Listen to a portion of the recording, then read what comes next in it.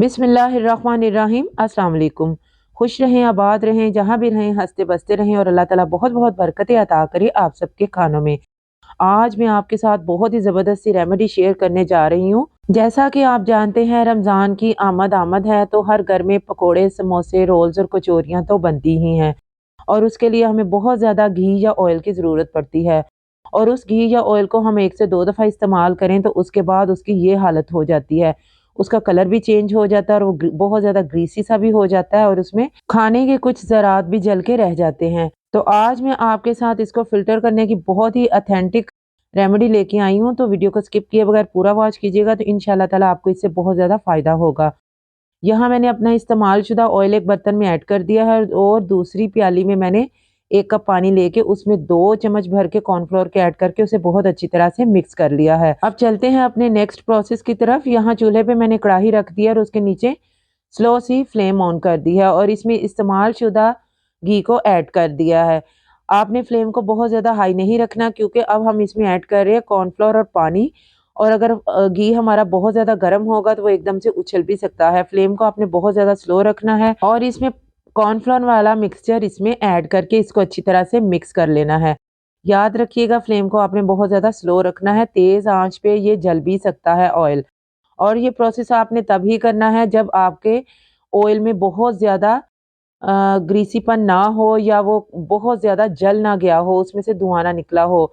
ये देखें यहाँ हमारे ऑयल को सिर्फ 2 से 3 दफ़ा इस्तेमाल किया तो उसमें रेड कलर आ गया क्योंकि हमने इसमें चिकन फ्राई किया था मसाले वाला, तो उसमें मिर्चों का सारा कलर आ गया।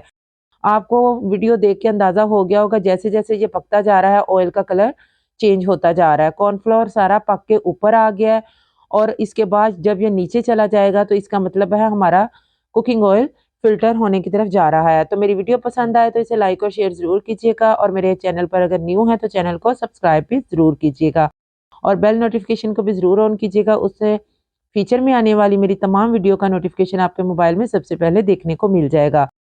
बस जब झाग हमारी बिल्कुल ख़त्म हो गई तो उसको मैंने ठंडा कर लिया, थोड़ा-सा घी को ठंडा करने के बाद मैं आपको स्ट्रेन करके दिखा रही हूँ कि अब हमारे ऑयल या घी की क्या कंडीशन है।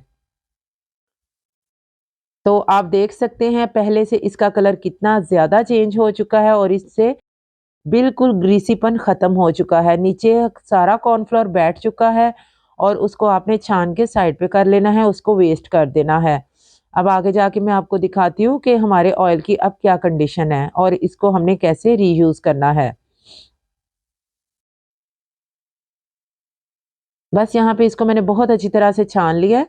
अब मैं एक चम्मच की मदद से आपको हिला के दिखाती हूँ कि इसकी क्या कंडीशन है। बहुत ज़्यादा जले हुए तेल के साथ आपने ये प्रोसेस नहीं करना और हाँ, इसको फ़िल्टर करने के बाद आप सिर्फ 1 या 2 दफ़ा यूज़ कर सकते हैं। ये नहीं कि आप बार-बार फ़िल्टर करते जाएँ और इसको यूज़ करते जाएँ, वो सेहत के लिए बहुत ज़्यादा नुकसानदेह है।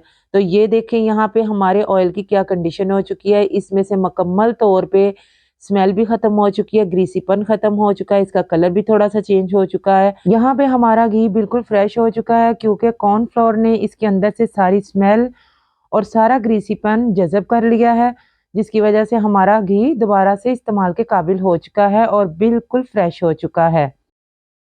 अब आप इसमें दोबारा कोई भी चीज़ फ्राई करेंगे तो इंशाल्लाह ताला आपको वो इसी तरह लगेगी जैसे आप इसको नए घी या ऑयल में फ्राई कर रहे हैं। तो मैं उम्मीद करती हूँ मेरी आज की ये रेसिपी या रेमेडी आपको बहुत पसंद आएगी। पसंद आए तो मुझे फीडबैक लाज़मी दीजिएगा कि ये रेमेडी आपको कैसी लगी है। अपना बहुत सारा ख्याल रखिएगा, दुआओं में मुझे याद रखिएगा। मिलते हैं नेक्स्ट वीडियो में। टिल देन अल्लाह हाफ़िज़। Thanks for watching.